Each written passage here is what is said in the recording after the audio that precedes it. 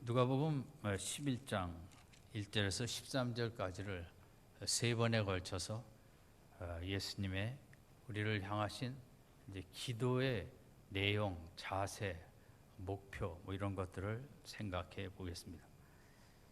11장 1절에도 예수님께서 기도를 하시고 마치셨을 때 제자 중 하나가 찾아와서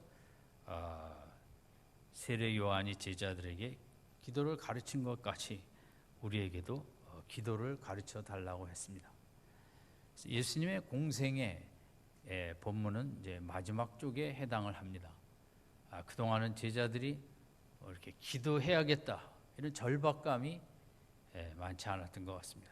주님 따라다니고 또 여러 가지 신나고 즐겁고 이적을 행하시고 환호받고 갈채받고 힘든 때도 있었지만 그게 주의 일인 줄 알고 신앙생활인 줄 알고 아마 열심히 따라다녔겠죠. 그런데 오늘 본문에 보면 제자들도 뭔가 절박한 마음을 갖고 내가 기도를 해야겠다, 기도 생활을 해야겠다, 기도를 배워야겠다 이런 마음을 품고 예수님에게 기도를 가르쳐 달라고 했습니다. 복음서에 예수님의 기도하는 모습이 여러 곳에 나와 있습니다. 대부분 예수님의 기도는 이제 큰 소리로 한 기도였다고를 생각합니다. 왜냐하면 큰 소리로 기도했기 때문에 제자들이 들을 수 있었고 성경에 기록할 수 있었기 때문입니다. 예수님이 묵상 기도만 하셨다면 성경의 많은 부분은 예수님의 기도의 내용은 실리지 않았을 것입니다.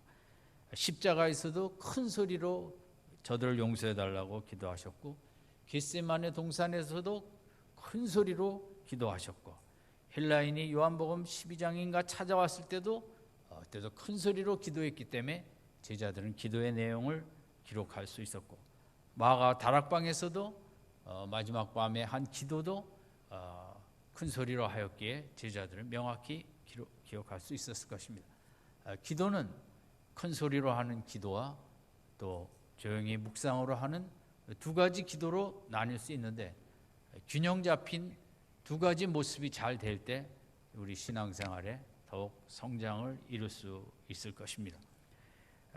제자들의 절박성 속에 우리도 기도를 가르쳐 달라고 하였는데 사실 기도를 가르쳐 달라는 말은 어떻게 보면 가장 우리가 할 수 있는 이제 어려운 말, 무서운 말이기도 합니다.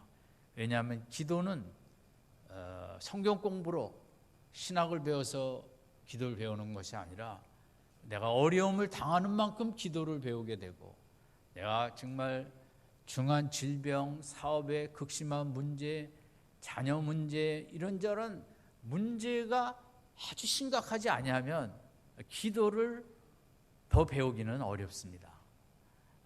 그래서 이 기독교 우리 믿음의 역설이기도 한데 내가 기도를 좀 배워야겠다.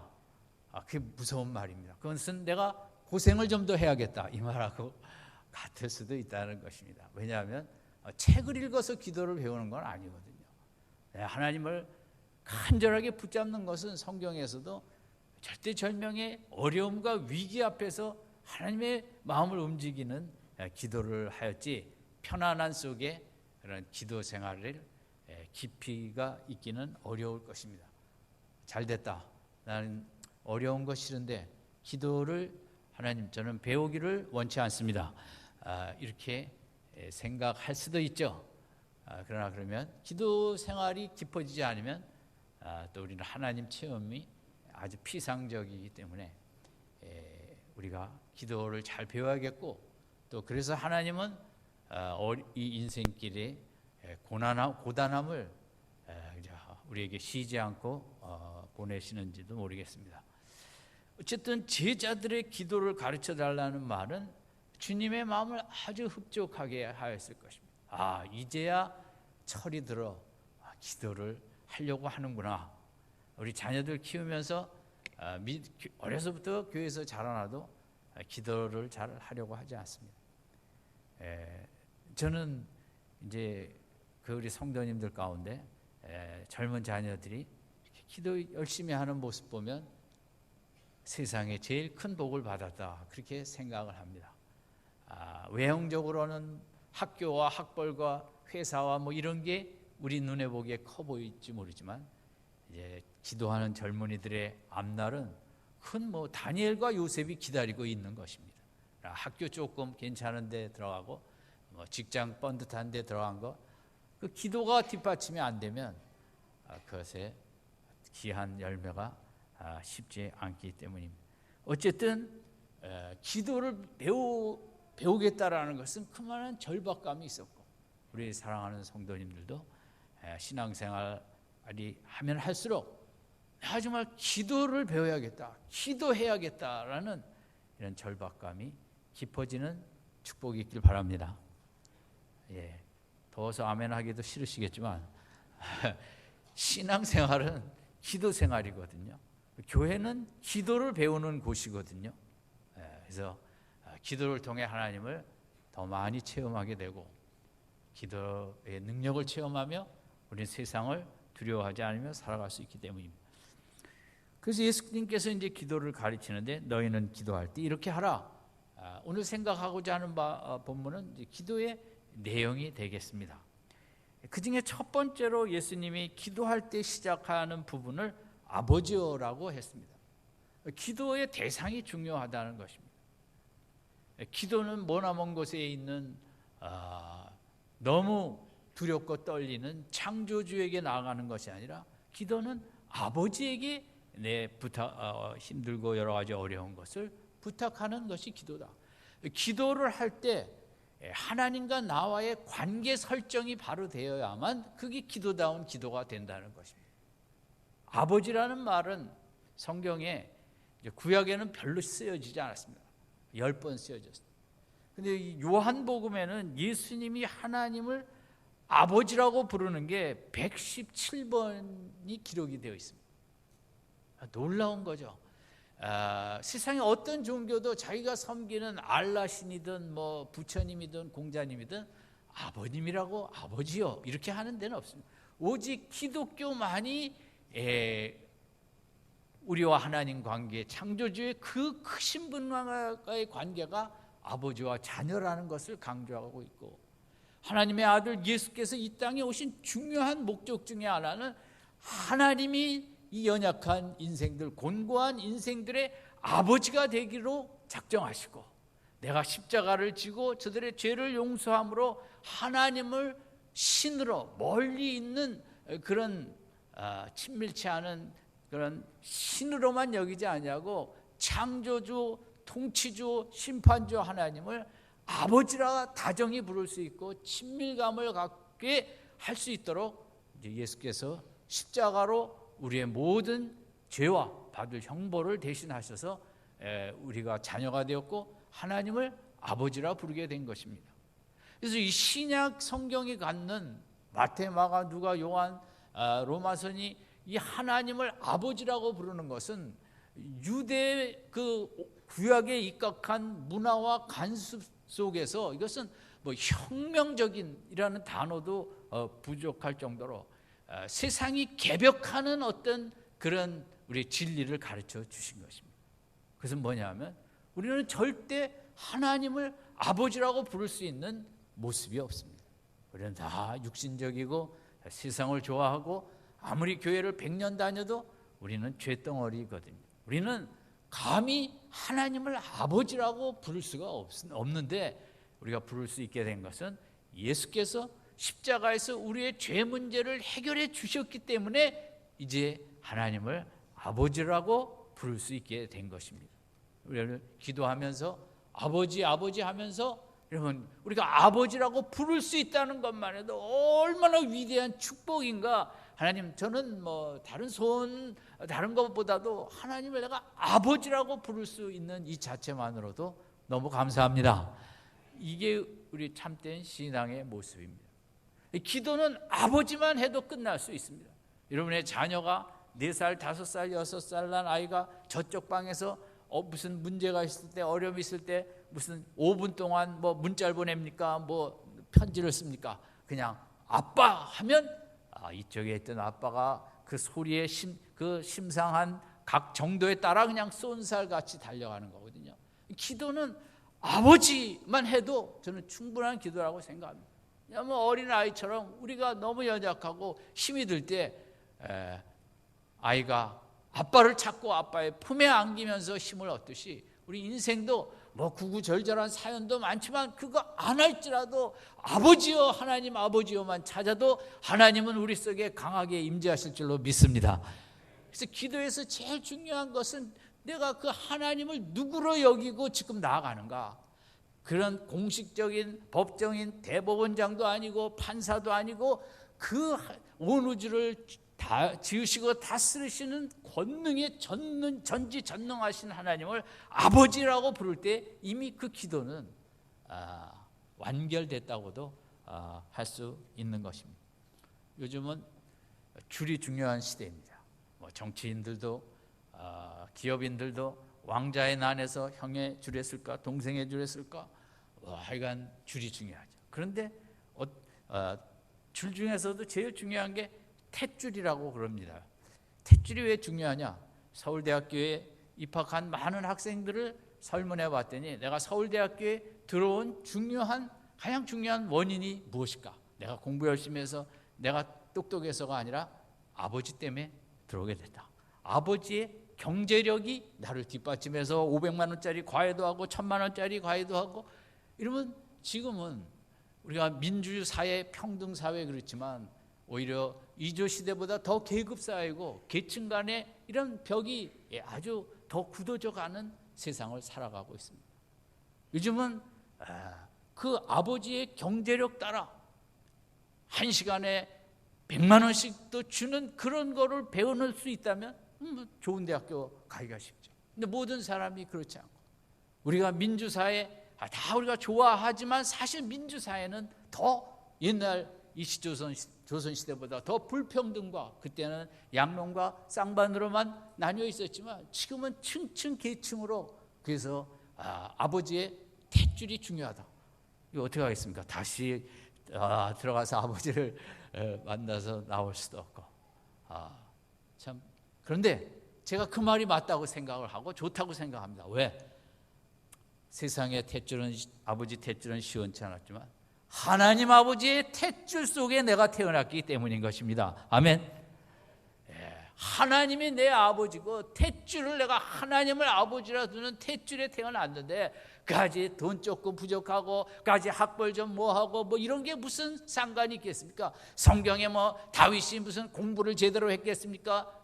요셉이 뭐 어려서부터 무슨 뭐 학문에 뛰어났겠습니까? 별 볼 일 없이 다 자라다가도 하나님의 탯줄에 의지해서 하나님은 워낙 크신 아버지이기 때문에 영광의 인생으로 세워주신 것처럼 우리도 탯줄이 워낙 좋은 탯줄을 붙잡고 태어났기 때문에 걱정하지 마시고 그 아버지에게 열심히 부르짖고 아버지 하다 보면 때가 되면 영광의 날들이 우리에게 나타날 줄로 믿습니다. 그리고 예수님의 기도의 가장 핵심은 제가 오늘 설교에서는 2절 마지막 부분을 잡고 싶습니다. 나라에 임하옵시며 하나님의 나라가 강력하게 나에게 우리 가정에 우리 교회에 우리 나라에 임하기를 원하는 이제 이 기도를 예수님은 이 주기도문 속에서 중요하게 보고 싶은 생각이 들었습니다. 하나님의 나라가 강력하게 임할 때 3절에 우리에게 일용할 양식을 주시는 맨날 배부른 삶을 육체적으로 정서적으로 영적으로 일용할 양식에 대한 걱정이 없는 배부른 삶이 가능하고 두 번째는 4절에 우리에게 죄 지은 사람을 다 용서할 수 있는 하나님의 나라가 임하면 분노와 화가 다 물러가고 나에게 해를 끼친 사람을 용서할 수 있는 하나님의 나라가 강력하게 내 속에 임하고 마지막으로 시험에 들지 않는 죄를 짓지 않을 수 있는 능력은 인간에게 없기 때문에 하나님의 나라가 내 속에 강력하게 임할 때 나는 세상의 유혹을 물리칠 수 있고 이겨낼 수 있다는 것입니다.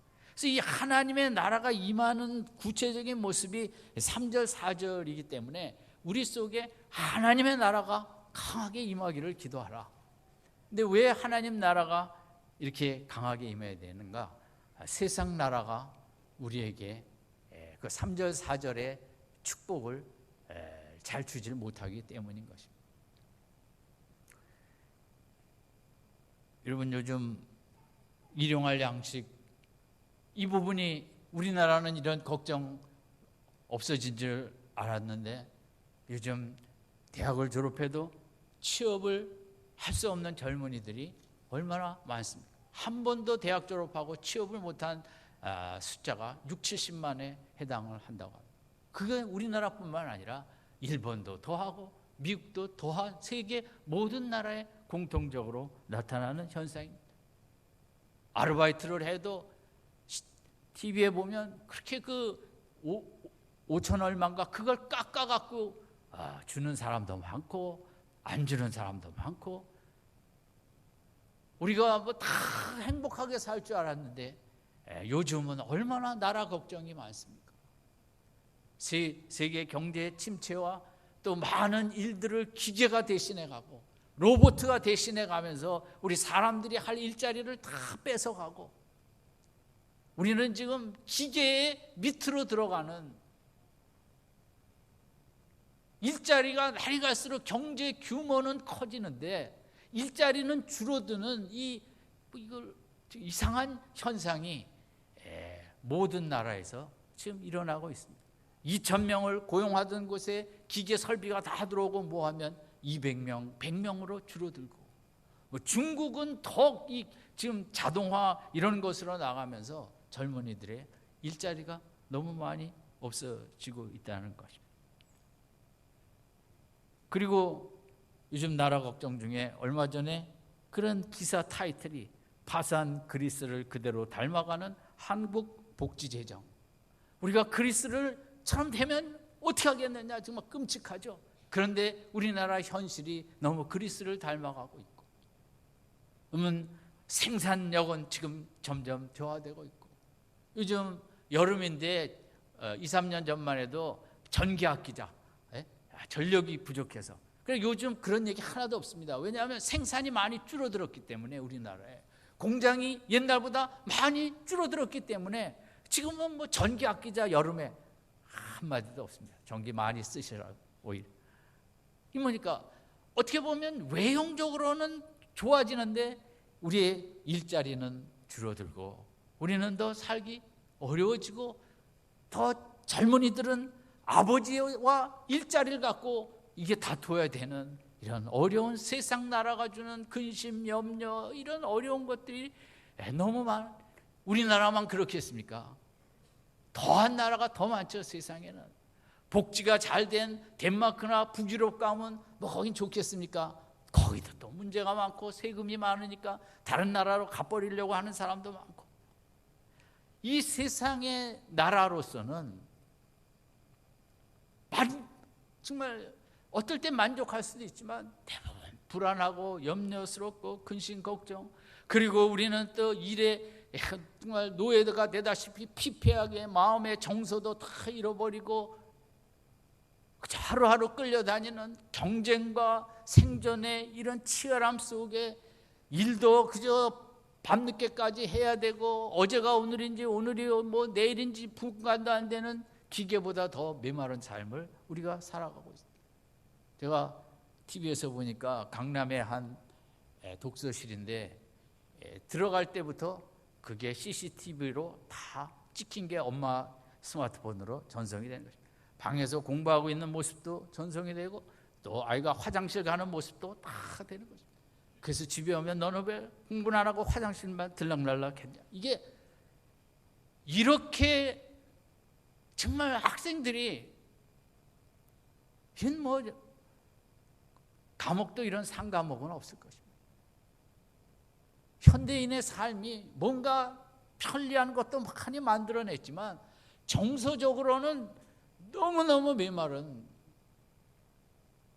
미국의 의사 선생님들을 조사한 결과 60% 이상이 이 감정을 못 느끼는, 공감 능력을 전혀 못 갖는, 너무 일에 탈진돼서 소진증후군이라고 감동을 할 줄 모르고 감정이 잘 안 느껴지는 그런 돈은 뭐 의사로서 얼마나 많이 받았겠습니까만은 오히려 그런 자리가 인간답게 만드는 것이 아니라 바쁨과 분주함과 그런 속에 감성을 전혀 느낄 수 없는, 의사 선생님도 이게 감성이 좋고 공감 능력이 좋아야 수술을 할 때 더 수술을 잘한다는 겁니다. 불쌍히 여기는 마음으로 수술하는 것과 같이 이 환자가 얼마나 힘들었을까, 내가 잘 수술을 해줘야겠다라는 마음과 때가 됐나 보다 하고 쓱 들어가서 칼 들고 이렇게 하는 수술하고는 본질적으로 다르다는 것이에요. 근데 우리가 그걸 미리 알아볼 수도 없는 일이고, 근데 그 의사뿐만이겠습니까? 물론 뭐 목사도 해당하고 모든 직위, 우리 이 서비스업에 종사하는 분들이 어떻게 하면 좀 친절한 데 가면 우리가 기쁘잖아요. 그렇지만 얼마나 많은 사람들이 안 올래면, 다음에 오지 말래면 오지 말라, 그냥 물건 사러 갔다가 안 사고 나오기만 하면 왼수 보듯이 그냥 뭐라고 한마디 하고, 감성들이 다 피폐해진 이런 시대를 살아.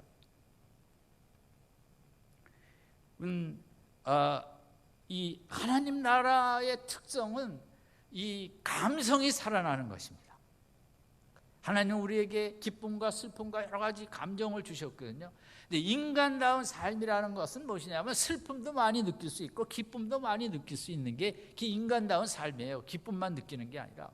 그래서 정말 신앙생활 하면 할수록 십자가 앞에 가면 옛날보다 더 슬프고, 나는 구제불능의 죄인입니다. 교회를 50년 60년 다녀도 내 속에 있는 죄를 이길 수 없는 이 연약함을 어떻게 하면 좋겠습니까? 이러면 신앙생활 하면 할수록, 십자가 앞에 가면 갈수록 슬픔이 느껴지고 애통함이 있고 눈물이 나는 게 기독교거든요. 근데 아직 그 단계 안 가셨다면 정말 신앙생활 하다 보면 자꾸 슬픈 마음이, 정말 하나님의 자녀될 자격이 없는 내 모습을 뼈저리게 느끼게 됩니다. 그래서 슬픔도 있고 눈물도 있죠. 근데 기독교는 그게 끝이 아니라 그렇게 절망의 죄인을 그저 예수 그리스도의 보혈로 다 씻어주시고, 그래도 나는 너를 사랑한다고 품에 안아주시는 하나님의 변치 않는 사랑에 기뻐하고 즐거워하는 게 또 기독교거든요. 그래서 기독교는 우리 하나님께서 인간에게 이런 여러 가지 감정을 기뻐할 때는 그렇게 기뻐하고, 또 애통할 때는 그렇게 애통하고, 이 인간과 동물의 다른 점은, 같은 점은 동물도 감정은 있습니다. 여러분 집에 강아지가 있다면 감정이 있을 것입니다. 좋을 때는 꼬리를 흔들고. 근데 동물들에게 없고 인간에게만 있는 것은 감동입니다. 동물들의 세계는 감동이 없습니다. 지는 해를 바라보면서 그런 강아지는 세상에 없거든요. 그래서 인간만이 지는 해를 바라보며 인생이 저렇게 불다가 물에 저머니에 들어가는 것처럼, 그렇구나, 그런 어떤 이런저런, 여러분이 휴가를 가서 이 모양 저 모양을 보면서 자연의 모습 속에 그것에 도취되고 감동할 수 있는 것은 인간뿐이거든요. 그래서 기독교는 감동을 무한 발산하는 종교예요. 이런 나를 사랑하는 하나님을 봐도 감동하고, 아직까지도 나를 버리지 않냐는 하나님을 감동하고, 그럼에도 하나님 붙잡고 나가면 귀한 영광을 예비하고 계신 하나님을 보며 감동하고. 이러면 우리에게 일용할 양식이 무엇입니까? 이 시대에 물론 먹을 진짜 양식이 없는 인류도 많이 있지만, 진짜 먹어야 될 정신적인, 정서적인, 영적인 그런 좋은 양식, 영양, 진짜 정서적인 영양분을 이 시대에 어디 가서 이렇게 우리가 맛볼 수 있겠습니까? 드라마입니까? 그렇다고 어떻게 보면 맨날 바닷가에 휴가라고 1년 365일 바닷가 가서 살겠습니까? 음악을 틀어놓으면 막 그 좋은 정서의 영양이 내 속에 공급됩니까? 오직 진리, 하나님의 사랑, 하나님의 말씀, 이 속에서 우리가 진짜 그 영양분을 많이 공급받을 수 있고, 우리가 귀한 삶을 살아갈 수 있는 것입니다. 요즘은 먹을 거는 많이 있는데 마음의 양식을 잘 안 먹는 시대, 정서가 피폐하고 일에 쩌들리고 정말 세상이 그냥 경쟁 속에 회사끼리 살아남기 하다 보니까 그냥 일로 우리를 혹사하고, 느낌도 감정도 뭔가를 느낄 줄 아는 것도 다 잊어버리고 그냥 기계같이 왔다 갔다 하는 이런 인생. 정말 하나님의 나라가 임하면 그 속에 환희가 있고 감동이 있고 슬픔과 애통도 있고 기쁨도 있고, 이 한 주간 덥죠? 더운 속에서도 하나님의 나라가 나에게 임하고 십자가의 은혜가 나에게 더 다가오면서 감정이 살아나고 더위를 이길 수 있는 영혼이 부유하고 감성이 풍부한 그런 한 주간 되시기 바랍니다. 하나님의 나라가 임하지 않으면 그런 역사가 세상에서 줄 수가 없는 것입니다. 노래방도 거기서 있을 때만 잠깐이죠. 술도 마실 때만 잠깐이죠. 그리고 죄 용서예요.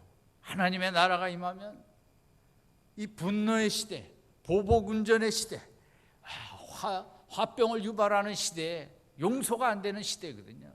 우리나라가 특히 지금 갈등 구조가 많이 심하고 용서가 어려운 나라의 형편이에요. 나하고 사상이 철학이 뭐만 다르면 미워하고 증오하고, 우리가 정말 우리에게 필요한 나라, 어떤 나라냐? 그 나라는 쉽게 용서할 수 있고 내 마음의 분노를 누를 수 있는, 여러분 잘 살면 뭐합니까? 돈 많으면 뭐합니까? 1억짜리 차를 타고 다니면 뭐합니까? 분노가 끊이지 아니하고 내 앞에 방에만 조금이라도 가서 때리고 부시고, 그런 좋은 차가 무슨 의미가 있겠습니까? 어떤 분이 그런 얘기를 했어요. 인간이 이기적인 행동을 많이 하는데 가장 이기적인 행동이 무엇이냐? 남을 용서하는 행위라고 했습니다. 말이 좀 안 맞는 거 같죠? 용서는 이타적인 행위 같은데 남을 위한, 그렇지 않다는 것입니다. 내가 남을 용서하면 그렇게 내 마음이 편안하고 내가 그렇게 좋아진다는 거죠. 나에게 가장 나쁜 것은 그 분노와 미움과 증오와 원한을 띠고 있는 건 나를 죽이는 거거든요. 그런 마음을 벗어버리고 남을 용서하는 것이야말로 정말 나를 이롭게 하고 나를 행복하게 하고 나의 마음을 편케 하는 가장 이기적인 행동이라는 것입니다. 얼핏 보면 말이 안 되는 것 같은데 잘 생각하면 정말 그럴 수 있겠다. 우리는 이기적일 수밖에 없거든요. 나를 위해 살아야 되거든요. 나를 위해서 어떻게 살아야 되는가? 나를 화나게 하는 것들을 쉽게 용서하는, 그게 정말 나를 위한 행동이라는 거죠. 용서는 무슨 행동이라고 그랬어요? 지금 더워갖고 무슨 말을 용서가 뭐라 그랬는데 용서는 가장 나를 위한 이기적인 행동입니다. 복창해 봅시다. 시작. 용서는 가장 나를 위한 이기적인 행동입니다. 여러분 이번 주간도 속상하게 하는 것 많이 있을 것입니다. 그럴 때 이기적인 행동은 뭐예요? 용서예요. 가서 보복하는 게 아니라 이 시대는 다 환자라 그랬어요. 아이고 나는 아닌데요. 물론 육신의 병은 안 있을지 몰라도 이 너무 죄에 오염되어 있기 때문에, 우리가 죄를 마시며 세상의 잘못된 문화를 마시며 살기 때문에 정서적으로 영적으로 다 환자예요. 교회에 있는 목사도 환자, 장로도 환자, 다 환자예요. 우리 환자로서 그래도 나를 위해 살 수 있는 길은 나 정말 영적인 것들을 먹고 배부름, 흡족한 배부름이 있고 또 남을 용서하며 또 뭡니까? 세 번째는 이 시험에 들지 않고 죄를 이기는 이런 우리의 모습이 우리에게 필요한 것입니다. 인간은 세상 어떤 나라도 죄를 이길 수 있는 능력을 주지는 않습니다. 죄에 대한 규정은 많이 있지만 하나님 나라가 강하게 임할 때 우리가 이겨낼 수 있고 눈을 감을 수 있고 우리가 그 자리를 벗어날 수 있고 내 마음으로 우리 인간의 힘으로는 아니 됩니다. 하나님이 나라가 내 속에 강하게 통치할 때 죄가 죄로 보이고 죄로 멀리하게 만들고 죄를 이기게도 하는 거죠. 하나님 나라가 임하는 이 기도를, 하나님의 나라가 임할 때 강력하게 임하는 기도를 열심히 해야 된다. 그럴 때 뭡니까? 내가 배부른 흡족한 만족한 삶을 살 수 있고, 두 번째는 뭡니까? 용서하는 삶을 살 수 있고, 세 번째는 시험을 이길 수 있는, 죄를 이길 수 있는 그런 삶을 우리가 살아갈 수 있다는 거죠. 나라가 임하여, 나라, 하나님 나라. 세상 나라는 뉴스만 틀면 불안을, 염려를, 걱정의 파도가 내 곁에 다가오. 제가 얼마 전에 이제 바닷가에서 그 파도가 계속 밀려드는 것입니다. 그날 바람이 있어서 그랬는지. 그래서 그런 모습을 본 적이 많았겠죠. 제가 살아가면서. 근데 그때 딱 찬송가 409장이 생각이 났어요. 예수의 사랑, 예수의 사랑, 바다 물결같이 내게 임하니. 그러니까 그 사람이 찬송가를 쓸 때 정말 예수의 사랑이 나를 압도하고 예수님의 통치, 하나님의 나라가 내게 임하는데, 마치 바다에서 물결이 임할 때 그 물결은 누구도 막지 못합니다. 그 파도가 밀려오는 그 모습은 누구도 그건 막을 수 없습니다. 그냥 밀려오는 것입니다. 그 한 10m 간격을 두고 파도가 계속 밀려오는 것입니다. 멈추지 않고 1시간, 2시간 이러면 휴가 가서 바닷가에 가서 그런 모습이 있다면 보십시오.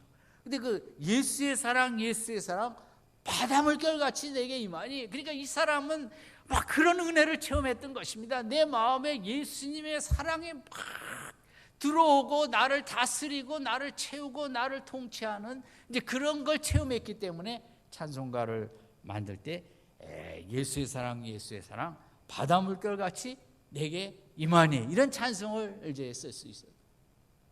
정말 하나님의 이름, 특별히 예수의 이름은 보배로워요. 예수님의 이름만 생각해도 예수님은 우리 속에 사랑의 물결, 소망의 물결, 기쁨의 물결로 우리에게 다가오시거든요. 무더운 한 주간이 될 것입니다. 우리가 더위를 이길 수 있는 길은 세상의 나라 뉴스겠습니까? 하나님 나라의 강력한 내 속에 임재함이겠습니까? 하나님의 나라가 배부름으로, 흡족함으로 그 물결이 임하고, 사랑의 십자가의 사랑의 물결이 내 속에 끊이지 아니하고 다가오고, 용서를 베풀고 죄를 이길 수 있는 능력이 나에게 끊임없이 파도처럼 밀려와 더위를 이기시고, 이 더위 속에 오히려 예수님을 더 생각하시고 은혜의 물결이 나를 압도하고 예수님으로 기쁘고 만족하고 행복한 영광의 한 주간 되시기를 주님의 이름으로 축원드립니다. 기도하겠습니다.